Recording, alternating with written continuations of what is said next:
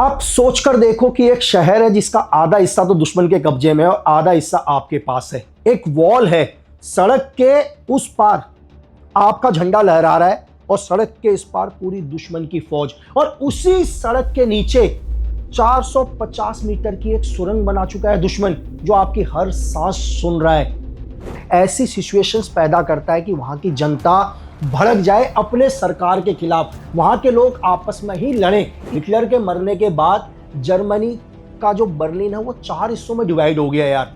एक हिस्सा तो अमेरिका ने रख लिया, बोला इसमें मेरा कंट्रोल रहेगा, दूसरा ब्रिटेन ने रख लिया, तीसरा फ्रांस ने रख लिया और चौथा यूएसएसआर ने रख लिया। दोनों देश, चाहे वो यूएसएसआर हो या यहाँ पर ब्रिटेन और अमेरिका, ये दोनों पावरफुल बनना चाहते थे। अमेरिका चाहता था कि पूरी दुनिया में उसका कंट्रोल हो, वहीं पर यूएसएसआर चाहता था उनका कंट्रोल हो। उन 6 जासूसों में से 1-2 जासूस किसके हैं?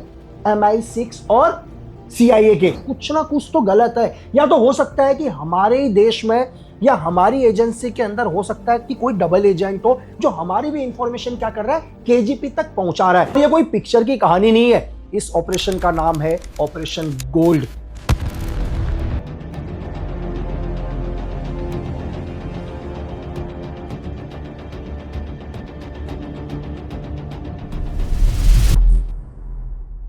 आप सोचकर देखो कि एक शहर है जिसका आधा हिस्सा तो दुश्मन के कब्जे में है और आधा हिस्सा आपके पास है। एक वॉल है, सड़क के उस पार आपका झंडा लहरा रहा है और सड़क के इस पार पूरी दुश्मन की फौज, और उसी सड़क के नीचे 450 मीटर की एक सुरंग बना चुका है दुश्मन, जो आपकी हर सांस सुन रहा है।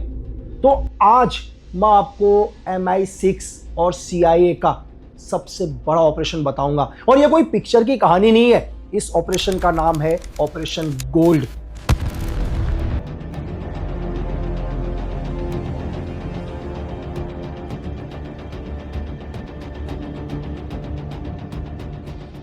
जो 1950 के दशक में सबसे बड़ा ऑपरेशन। उस वक्त एक तरफ तो अमेरिका था, दूसरी तरफ USSR, मतलब दुनिया 2 हिस्सों में डिवाइड हो गई थी यार। बस दोनों को सुपर पावर बनना था सेकेंड वर्ल्ड वॉर के बाद। आधी दुनिया क्या है?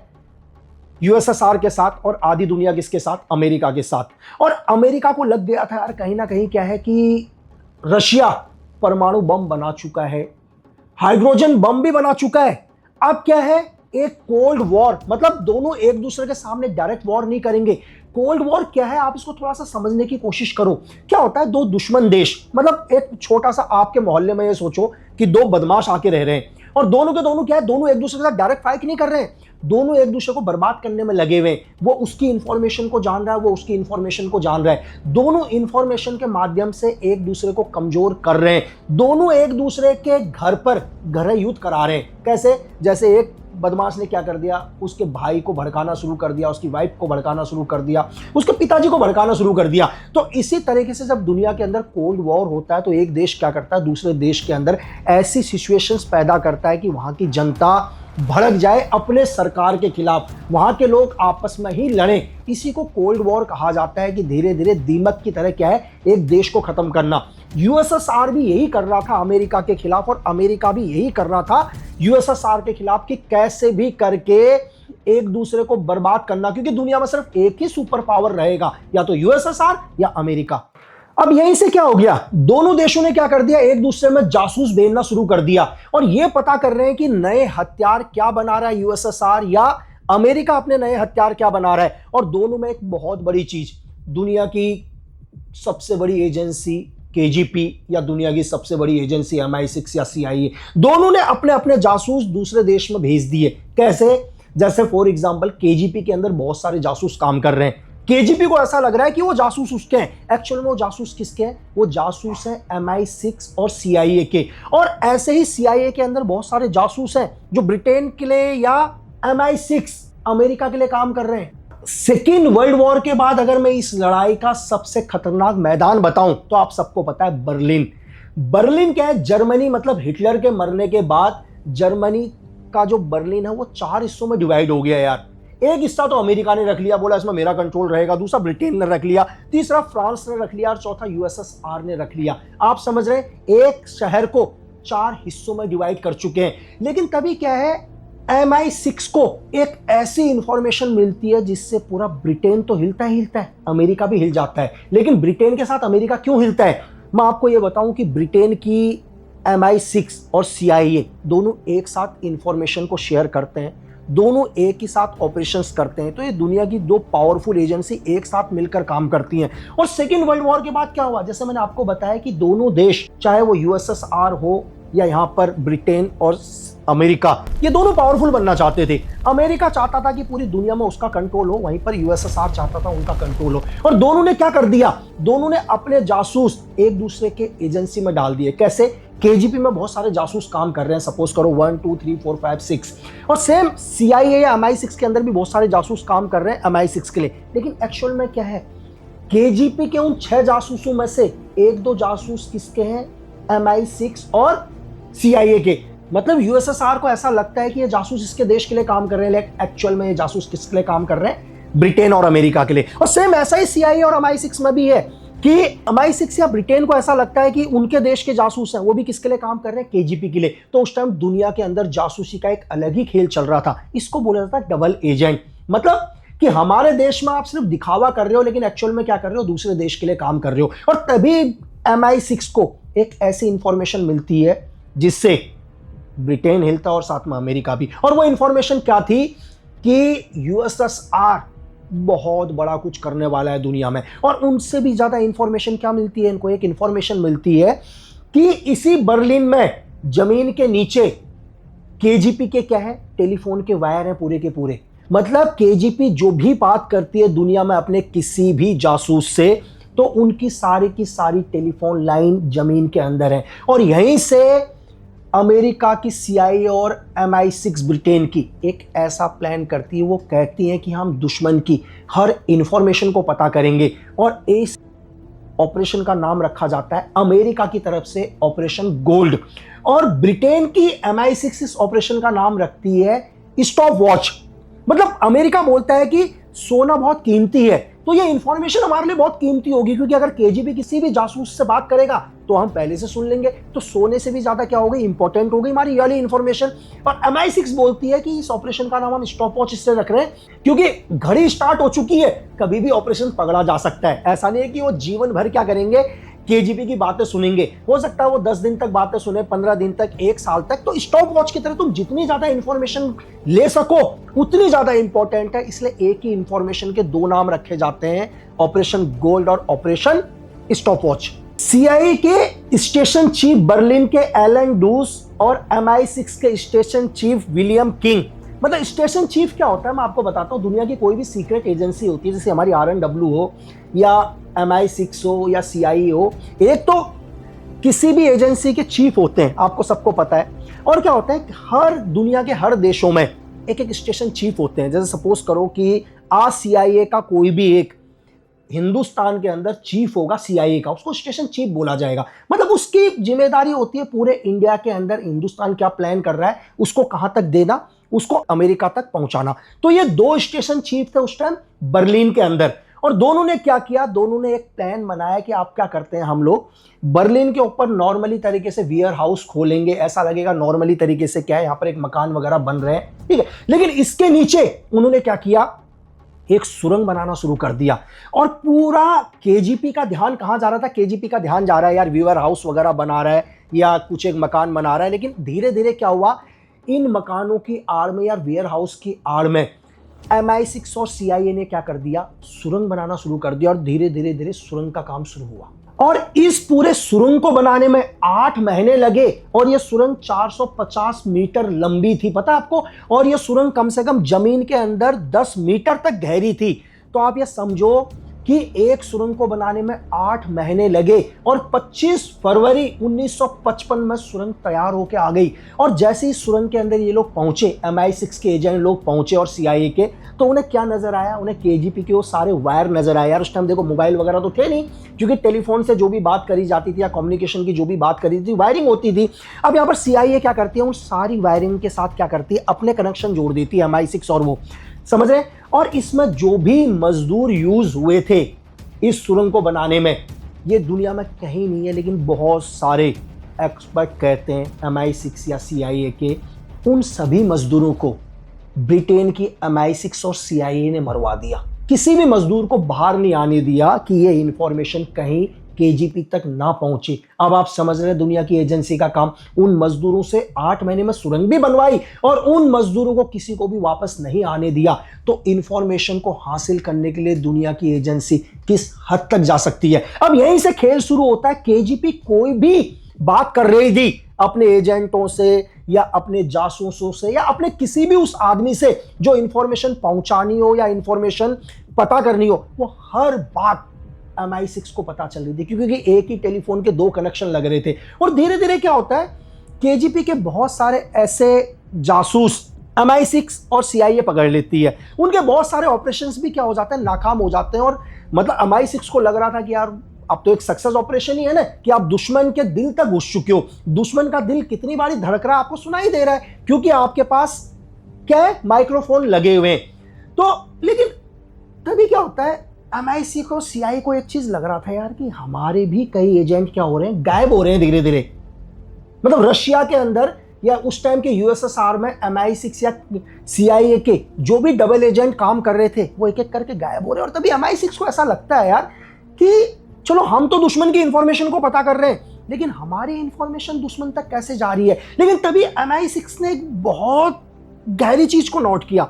MI6 ने कहा यार कि इतने टाइम के अंदर हमने ऐसा कोई बड़ा ऑपरेशन नहीं किया USSR के खिलाफ, या USSR का ऐसा कोई बड़ा एजेंट नहीं पकड़ा गया जिसके पास बहुत सारी इंफॉर्मेशन हो। तो कहीं ना कहीं MI6 को कुछ ना कुछ लगा यार कि कुछ ना कुछ तो गलत है। या तो हो सकता है कि हमारे ही देश में या हमारी एजेंसी के अंदर हो सकता है कि कोई डबल एजेंट हो जो हमारी भी इंफॉर्मेशन क्या कर रहा है, KGP तक पहुंचा रहा है। यहीं से MI6 और CIA क्या करते हैं, हर पुराने रिकॉर्ड को खंगालना शुरू करते हैं।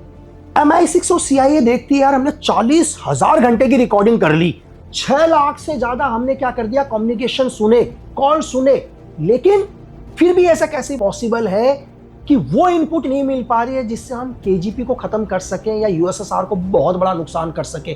तो लगता है MI6 को कि कोई ना कोई तो गद्दार है, और यहीं से एक नया खेल शुरू होता है। अब MI6 क्या करती है, अपने हर ऑफिसर्स की रिकॉर्ड को खंगालना शुरू करती है। और जैसे वो हर ऑफिसर्स के रिकॉर्ड को खंगालना शुरू करती है तो वो देखते हैं कि यार उनका एक सबसे बड़ा ऑफिसर, मतलब सेकेंड यूनिट डायरेक्टर बर्लिन में, जिसका नाम था गॉर्ज ब्लेक, वो एक जासूस जिसको हर इंफॉर्मेशन पता है।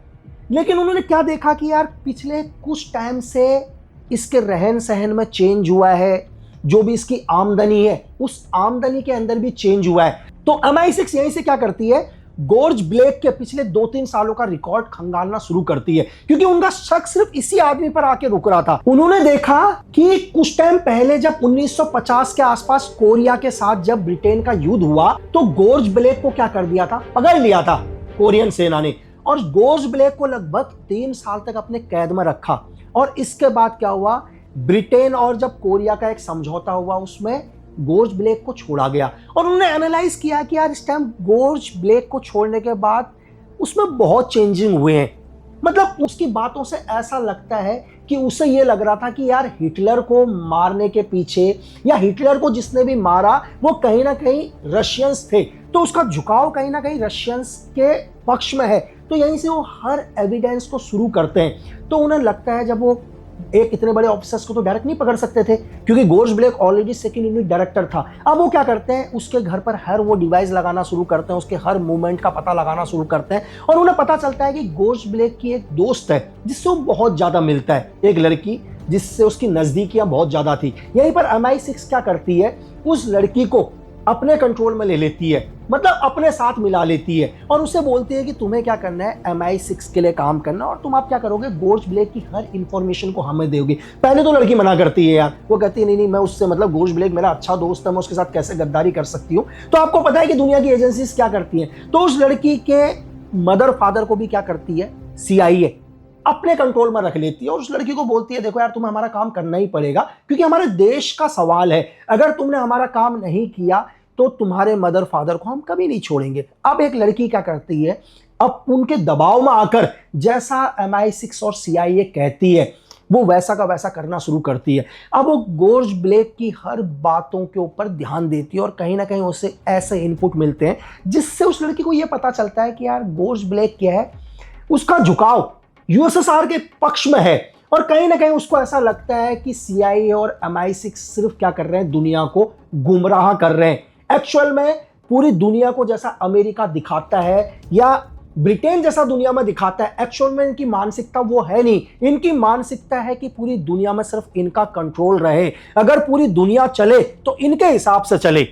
अब एक दिन क्या होता है, गोर्ज की गर्लफ्रेंड उसको बोलती है कि यार तुम सही कह रहे हो, मतलब जो ब्रिटेन है या अमेरिका है वो सच में क्या कर रहे हैं, पूरी दुनिया को गुमराह कर रहे हैं, लेकिन हम क्या कर सकते हैं, हम तो खुद ही इनके लिए काम करते हैं। और तभी क्या होता है, वो अपने दोस्त की बातों में आ जाता है और वो बोलता है कि नहीं, ऐसा नहीं है कि हम इन्हीं के लिए काम करते हैं। तो बोलता है कि मैं खुद किसके लिए काम करता हूँ, मैं KGP के लिए काम करता हूँ और KGP के लिए काम करता हूँ। तो वो उसकी गर्लफ्रेंड बोलती है लेकिन यार तुम तो कई टाइम से बर्लिन के अंदर हो और हर इंफॉर्मेशन क्या कर रहे हो, MI6 को देते हो। तो पहली बार बताता है कि ऐसा नहीं है।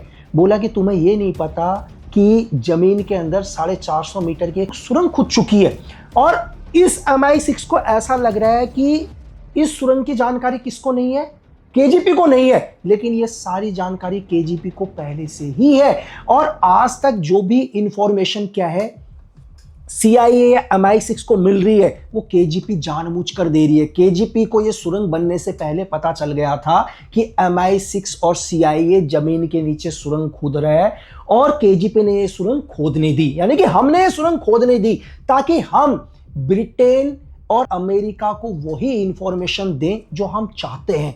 तो ये इंफॉर्मेशन जैसे ही क्या होता है, सीधे के सीधे MI6 तक वो लड़की पहुंचाती है। अब क्या होता है, MI6 एक बहाने से 1961 में गोर्ज को बुलाती है और गोर्ज को सारी बातें, वो सारी वॉइस रिकॉर्डिंग जो भी गोर्ज ने बोला और गोर्ज को ही सुना देती है। तो 1961 के अंदर क्या होता है, गोर्ज को गिरफ्तार करते हैं। गोर्ज को गिरफ्तार करते इससे पहले क्या होता है, यूएसएसआर क्या करता है, सारा का सारा ब्लेम ब्रिटेन और अमेरिका के ऊपर लगा देता है कि ये पिछले 1.5 सालों से हमारी हर गतिविधियों को सुन रहे थे और उन्होंने UN का उल्लंघन किया। मतलब कोई भी देश किसी दूसरे देश की जासूसी नहीं कर सकता। ये सारे के सारे आरोप किस पर लगा देता है, MI6 और ब्रिटेन के ऊपर लगा देता है। तो कुछ नहीं कर पाता ब्रिटेन यहाँ पर। और तभी क्या होता है, गोर्ज को कोर्ट में ले जाया जाता है और ब्रिटेन के इतिहास में गोर्ज को सबसे लंबी सजा दी जाती है कि देश के साथ गद्दारी करने के लिए उसे 42 साल की सजा देते हैं गोर्ज को और गोर्ज जेल चला जाता है। और गोर्ज जेल जाने के बाद भी KGP अपने आदमी को कभी नहीं छोड़ती। कहते हैं कि KGP ने धीरे धीरे क्या किया, लंदन की उस जेल के अंदर अपने ही सोर्सेज बनाए, उस पूरी जेल को खरीद लिया, वहां के सिस्टम को खरीदा और 1966 में गोर्ज जेल से फरार हो गया और यूरोप होते हुए मास्को तक पहुंचा। और कहते हैं कि KGP ने उसे अपने देश में एक बहुत बड़ा सम्मान दिया और आजीवन तक उसकी हिफाजत करी।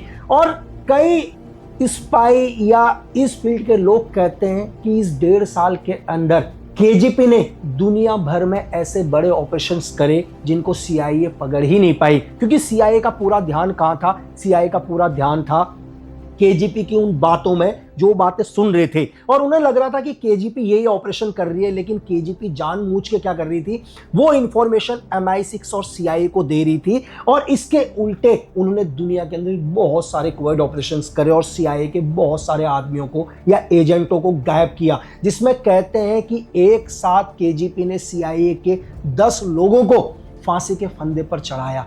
अब आप खुद ही समझो, मैं आपसे हमेशा कहता हूं दुनिया के अंदर कि जितना मुश्किल होता है इंफॉर्मेशन को लाना, उससे ज्यादा खतरनाक होता है कि अगर दुश्मन आपको गलत इंफॉर्मेशन दे तो आपका देश अंधकार में जा सकता है।